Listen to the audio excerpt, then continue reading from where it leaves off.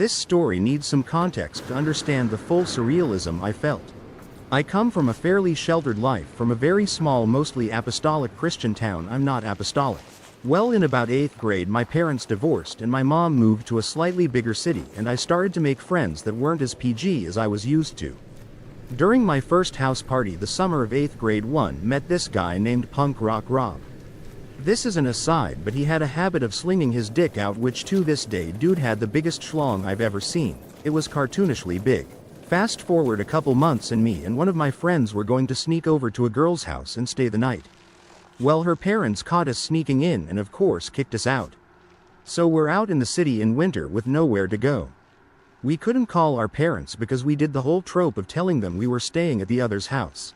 It was about that time that we remembered Punk Rock Rob, who was quite a bit older, worked at the Jimmy John's down the road, so we go there and are going to ask for a ride home. Well, he invites us to go to an even bigger city to his friend's house to party. Remember, I'm from a small town, so the idea of going to the city was exciting. He proceeds to drive us into the ghetto to his friend's house, where I proceed to have the craziest night of my life. Apparently, unbeknownst to us kids, Punk Rock Rob belongs to a gang of white supremacists. This immediately made me uncomfortable, but I didn't have a choice but to go with it because Punk Rock Rob was our ride. We were stuck there. They proceed to make us drink more than I have ever drunk before or since that day. They are in the middle of the hood yell singing that song from American History X that the guy in the ice cream truck is singing.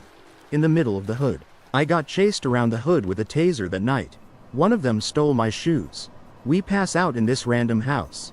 When we wake up, Punk Rock Rob is gone. So we are in this neo-Nazi stranger's house, no way home.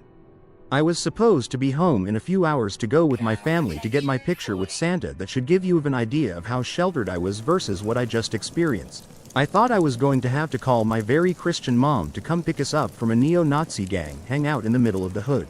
Luckily, one of our other friends who could drive agreed to come pick us up and that situation was avoided, but that was one of the most life-changing nights of my life in terms of how I perceived the world. Most terrible, surreal night of my life.